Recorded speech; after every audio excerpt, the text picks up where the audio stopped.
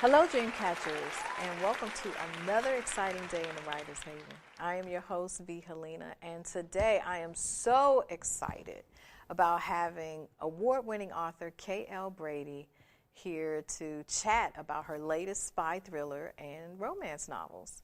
As many of you know, I love a good thriller, and K.L. does not disappoint. Join me in welcoming K.L. Brady to the Haven. Hello, K.L. Hi. K.L., again, welcome to the Writer's Haven. It is such a pleasure to have you here. Such an accomplished writer. You've been in the game since 2009, 16 books under your belt. What was the start of your writer's journey? What inspired you to become a writer? Heartbreak, actually. Heartbreak and journaling, right? So I started writing when I was about 7 or 8. My mother brought me those diaries, with the key in it. Yes, I love those. And so I used to write in those, and I still keep diaries that I've had since I was a kid. Oh, wow. So that's how I first started actually writing. Just anytime I would go through something rough or something great. Mm-hmm. So that's what you would see in my diary, something rough or something great. Mm-hmm. There's no in between. Right, right. And then, so when I was just about to turn 40, just before I hit my 40, I guess 6 months before my 40th birthday, I went through a breakup. It was a rough breakup. Mm-hmm. And I really just did not know how to channel that negative energy. And so I started journaling, and then the journaling turned into, you know what, I want to write a book. I feel a book coming. Yeah. And so I just turned that energy into actually writing a book. And then I was watching Oprah. This is a true story. I was watching Oprah, the Live Your Best Life shows. Mm-hmm, mm-hmm. So I'm sitting there, I'm in my pajamas, my hair's all over my head. And you're going through this I'm going through this heartbreak. I've got the ice cream, and she's like, live your best life. I'm like, I'm looking at myself like, this is not my best life. Mm-hmm. And what do I really want to do, And 40 is always that time when you kind of think about things right, you're like very that. contemplative about life and your journey. So I said, what I really want to do is be a writer. Something I never thought I could really do because, it just seemed very otherworldly, very otherworldly thing to do. But you had those thoughts beginning at what age? 7 or 8 when I thought about writing. Okay. But not that I could ever be an author. Like make a career of it. I never thought that I could do it. I didn't think I was capable. I just didn't think I had the talent to do it.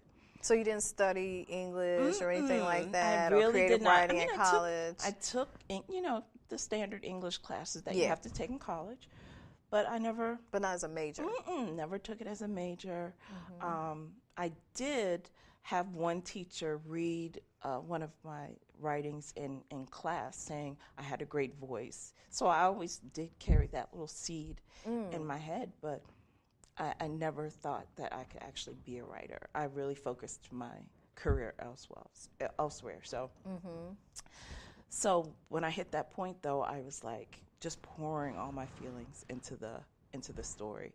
And that's really how my first book came. The Bum Magnet. Yeah, it was part of what I was going through at the time. It was part things that had happened in the past. It was part things that had happened to other people that I knew. But that's how the Bum Magnet first came to be. Mm-hmm. Okay, and we talked a little bit off the air about that writing process, yes. And having people review it for you, and let's talk a little bit about that. Yes, so the Bum Magnet started with me just pouring my feelings, which really is what a first draft should be. Right. Just get it out of your head onto paper. And then I thought it was the most awesome thing ever written by any author ever. Yeah. It was certainly Oprah material. So I entered it, and Amazon used to have a contest, the Amazon Breakthrough Novel Award. They had the contest. And I said, I'm going to enter this award. I'm going to win.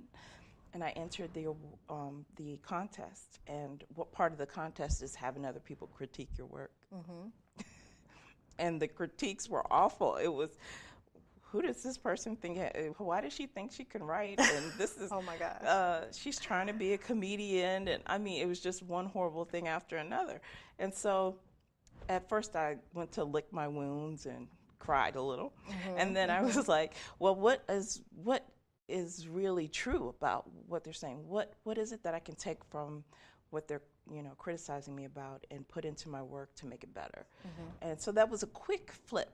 I quickly flipped that switch to being wounded to actually using the criticism to make my work better. So that's what that contest actually started. And then after the contest, everybody's like, well, when are you going to get an agent? And I was like, oh, that's what's next. So of course you send it to agents, more rejection. Yeah. I think I got like 100 rejections. I think James Patterson said he had like 115 or something like that. Yes, I had 100 plus, probably a little over 100, before I was like, I'm finished with this. And that's kind of when the light turned on. It was kind of my come to Jesus moment. Do you want to really be a writer, and why? Right. And I felt like I had a message in that book that I wanted to share. And I said, I want to be a writer. I want to put this out there. I want it to make people laugh and think and really consider the choices they're making in their own lives. And so I said, I'll put it out myself. And that's, how I ended up indie publishing it. Okay. And I definitely want to fully tell the success story about your first novel, because once you self-published it, you said after 2 months it was just really, really gaining in popularity and reviews. You had over 1,000 reviews on Amazon. Well, 1,000 sales. Sales on Amazon. And then who came around to knock on your door and pick it up? Yeah, so after a lot of really good reviews, a lot of Black book clubs picked it up, and then I started selling it on Kindle, and I was one of the first, kind of the cheap ebook that cheap ebook clubs, where you try to get your books to hit those sales, and I did. Yeah. Over the course of maybe, I think, from January to March, I sold probably almost 5,000 books. That is awesome. And so it was in March of that year that I actually got a phone call from an executive editor at a publishing house saying that we'd like to buy the book. And you could have picked me up off the floor. I was like, what? Right. This book that everybody said no, that was rejected by all these agents, somebody actually wants to buy it. I can't believe it. And so the first thing the editor told me to do was get an agent. And of course, it was much easier to get an agent after that. Of course. I had an agent within a couple of weeks. And then basically the agent shopped the book around. We got a little bit more interest, and then after it all shook out, I ended up with Simon Shuster. Wow. And so that guy that broke your heart is now wishing. But the good thing, and I definitely want to make a point to say this, because writing can be so therapeutic. It is. It was such a cathartic experience for me. It really helped me not only work through issues that I had, but when people were reading the book and I was getting feedback from emails from readers saying, I just read your book, it really, made me think about some of the choices I'm making in my relationships, or I'm going through the same thing. I even got an email from a woman in Egypt who read The Bum Magnet. She was like, it's the same thing over here. It's hilarious. It was true. Yeah. But I was like, you don't even know who you touch. Right. And what impact that has on people. So that's one of the reasons I love writing, is because you do have an impact you may not even know that you're having, but it does change people. It helps people evolve sometimes. Right, it's a good thing. So I do want to get into the business of writing, having self-published your first book, and then how it transitioned to a major, and what you're doing now. But before we talk about that, I want to talk about your process in writing. So you don't have any quote-unquote formal training as a writer. You just have that natural talent. that is a very good place to start for Yes. any writer. It's a good place to start, but it's certainly not all of it. So let's talk about your process. So And also, do you feel like it's changed from when you first started? oh, certainly. Okay. So let's talk about how that transition and that journey. So when I wrote The Bum Magnet, it was very organic. It was very, seat of the pants. Writing by the seat of your pants. I was a pantser. That's what they call it. Yeah. And so it was how I felt. How if you feel moved to write something one day, you let it all out, and if the next day you don't feel moved, then you don't write, right? I mean, that you can't make a career out of this, right? You cannot wait for the muse in the real world if you want to be a productive writer. So over time, I realized I had to get over this pantser thing. Now, a lot of people live and die by it. There's nothing wrong with it, but for me, for my goals and the things that I wanted to write, and plus me balancing a full-time, 9 to 5, I had to have some structure to my writing time.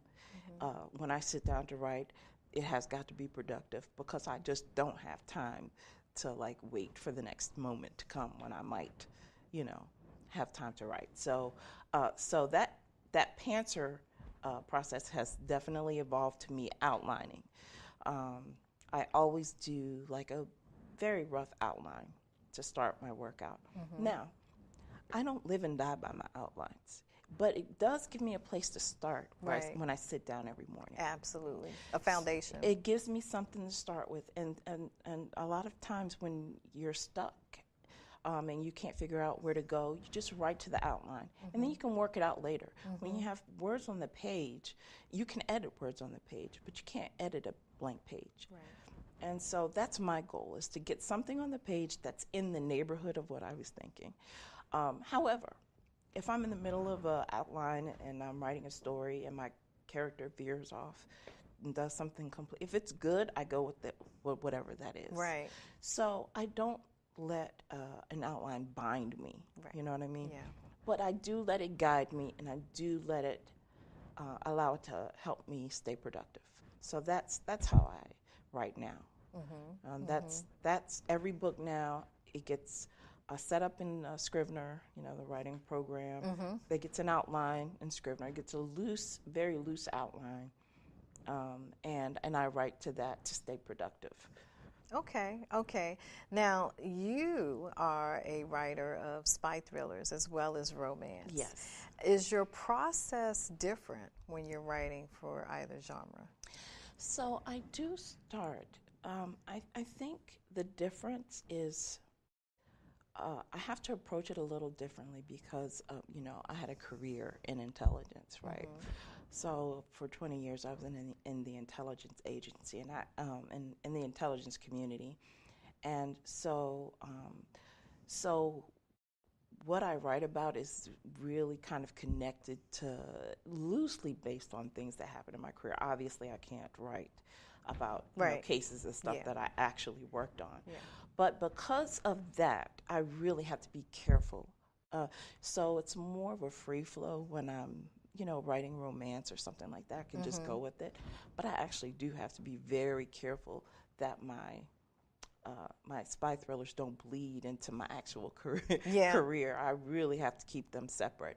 So when I write an outline for a spy thriller, I have to pretty much stick to that because that makes sure that I don't let things in my career bleed into my work. So that's one thing that's probably different. And then the other thing I would think is it's just the speed. I usually will, the spy thrillers take a little longer for me to write just because they're... Are they longer too? They're a little longer, so they're much more detailed. Because you're unpacking. Much more complex. Yeah. There's layers and layers and layers in those stories. As I won't say the romances are simpler, but they're simpler. You know what I mean? It's not as complex as writing a spy thriller, where you really have to start at a place and let pieces slowly come together. You know, people get the romantic You have comedy. to be more methodical You about have to the be approach. and it's really like putting a puzzle piece together, Mm-hmm. so that it all adds up in the end. And the romances are a little bit lighter. And then they're definitely lighter, Yeah, and they're definitely the puzzle pieces. It's like it's the difference between the 1,000-piece and a 10-piece puzzle, Got right? it. Mm-hmm. You know what I mean? Mm-hmm. Mm-hmm. So it's a little easier to put together. Yeah, yeah. So going back to the self-publishing piece, where you started off, where you did your own marketing and all of that, versus being signed by a major, Simon Shuster. What are some of the lessons learned, things that you're taking into your new process of marketing your spy thrillers? Right. What are some of the lessons learned, things you want to share about either process? So one thing I will say about being with a publisher is that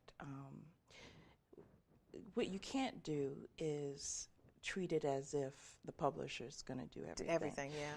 No, they're not. You really still have to do a lot for yourself. You will have support. They'll lend you the credibility of the brand to set up book signings, for instance, or things like that.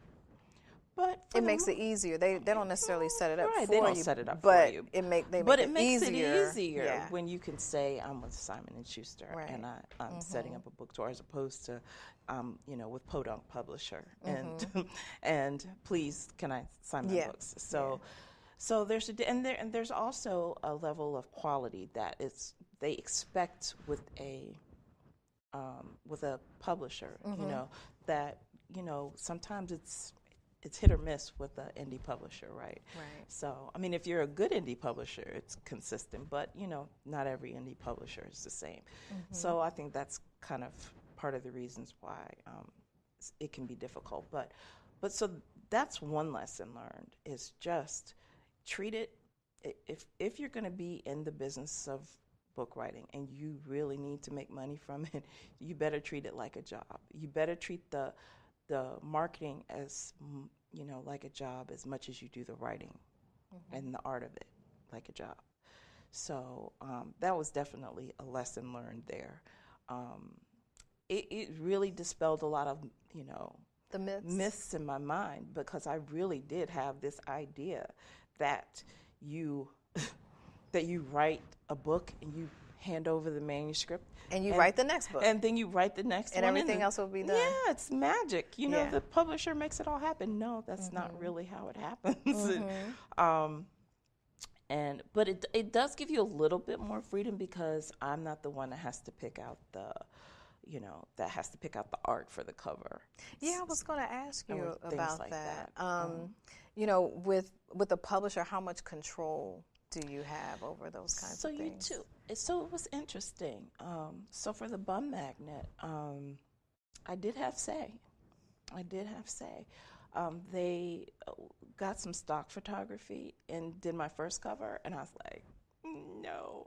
It was so funny because, there's not a whole lot of sex in the book, right? It really is a romantic comedy, where it's more about the situations, situational comedies, right? But so the first cover they presented had this couple hugged up on each other, and I was like, somebody's going to look at this cover and expect sex. It's not in there. So the cover was to get people interested in picking up the book and reading it, but then when you read it, you're like, it doesn't really match? No, it's not. It doesn't. It didn't match the content. So I was like, that's probably not going to work. I said, and for that reason, and if you have a good reason, they listen. Yeah. And when I told them my reason, I said, there's not a lot of sex in the book. So they changed it, and then they had a full-figured model come in and do the cover for the first and the second book. Oh wow! Yeah, and so which was amazing. One, that they actually, because the character is full-figured, so that they actually used a full-figured model was like, wow, she's beautiful. Yeah. And then that they got it for both was awesome. So yeah, so I have the same woman on the first the part 1 and part 2 of the books. Okay. So, okay. And okay. So, in addition to what you said about, I guess, not having the starry eyes about being signed with a major publisher, would you say that maybe another, I guess, lesson or eye-opening experience for you was in the way that you were received generally by the readers, by book clubs? Honestly, that part, I really didn't feel a whole lot of difference in my reception. Because the book had become so popular before. It probably would have been different if I had published first and then went indie publishing. Maybe it would have been a different experience. But because they had always known me as an indie publisher, and then it was just an additional layer of my publishing experience, really. So that wasn't the experience. But I will tell you, the big experience was really just learning to understand the finances of the deal that you're getting into, right? So how they pay royalties. Like, a lot of authors don't understand how they pay royalties when they sign that contract. And they don't understand that, if your book sells for $10, that you're just getting a small percent of that. Right, yeah. And that small percent goes to pay. So it's not dollar for dollar that you're earning against your advance. It's a percent of a dollar that you're earning against your advance. I didn't even care about the math of it at the time, because I think I just wanted some validation. I was new. I didn't think I was a good enough writer to start with. So when I got into that deal, I was really looking for the validation. But it didn't really take me long to feel confident in the stories that I was telling. And so when I no longer needed that validation, I kind of got out of it. But that's a big lesson for authors to really understand the math of the deal that you're getting into. Don't just sign away your rights, because I got the rights back to The Bum Magnet from Simon and Schuster. Oh, so wonderful. They have one book. So they still have the second book, Right to Be Wrong. But that's not an easy thing to do. So when you sign over the rights to your book, you make sure that you understand what you're getting into. Right. That's a very good point. That's a very, very good point. Script writing. Let's talk a little bit about that. So you're in the process of working on a script for the first book? No, that one I finished, actually. Okay. Yes. So I wrote a script for The Bum Magnet. Honestly, I always see my books as movies before I write them in books. Outstanding. Sometimes I write them in books to flesh out the story. So normally the visual of it comes into my head before the words actually come into the page. Same here. So really, I wanted The Bum Magnet to be a movie before I wanted it to be a book. But then it ended up being a book. So I went back and wrote the movie. And really, for me, there's not been any major effort to sell it. I enter it in a contest here or there. But really, for me, I wanted to understand the process. I really wanted to understand that how the beats, how to write the beats and how to write the acts, and what the character arc is supposed to be, things like that. So I really wanted to get it, and for me, I really felt like it made me a better book writer. Understanding how to write those acts, because you have to write that in books too. Right. You have to write the arcs in books. You have to write it all. So it's just that you get to use more words in a book, and then you have to be really stingy with those words when you're writing a script. Yeah. So it's a really good just as a writing exercise. So what's next? So right now I'm working on another romantic comedy, and the next few are going to be romantic comedies with one spy thriller in the series, the next J.J. McCall book. I'm about halfway done with that. I really just need to finish it.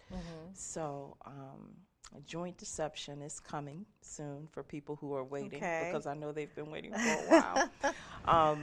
And then, but my next romantic comedy is called Troubles in the Cards, and it's about a black greeting card companies, right? Two competing black greeting card companies, and a woman owns one company, and her ex-boyfriend owns another one. So he owns like a Hallmark, and she owns like a company called Keep It Real Cards.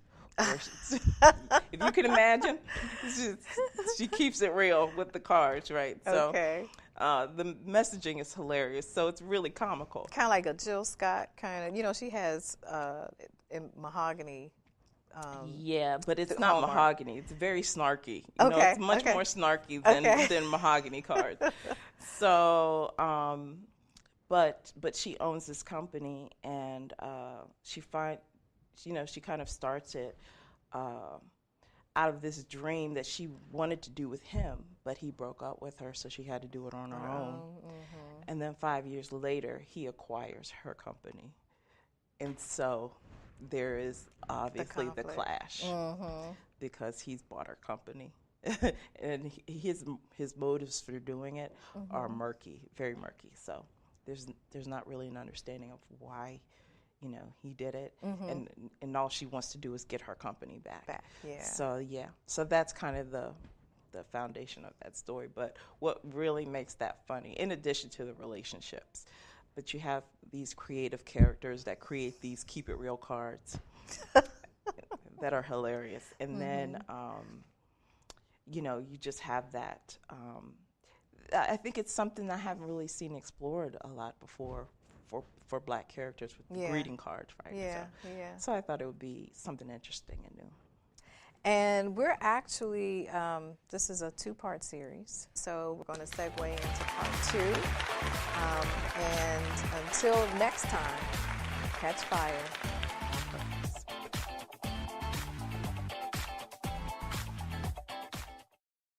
Dreamcatchers, welcome to another exciting season of the Writers Haven Show. I'm V Helena, your host and executive producer. The Writers Haven Show was created to showcase the passion, process, and projects of writers of literature, television, and film. In our 3rd season, we've expanded our programming to include songwriters. We hope to inspire and motivate you with this season's lineup of artists. Stream our shows on iHeartRadio, Spreaker, iTunes, Sonos, SoundCloud, Spotify, Alexa, and YouTube. We drop new episodes every week, so subscribe and never miss a show. Find me on Facebook, Instagram, Twitter, and Tumblr at author V Helena, and visit our website at www.writershavenshow.com. See you in the Haven, and until next time, catch fire on purpose.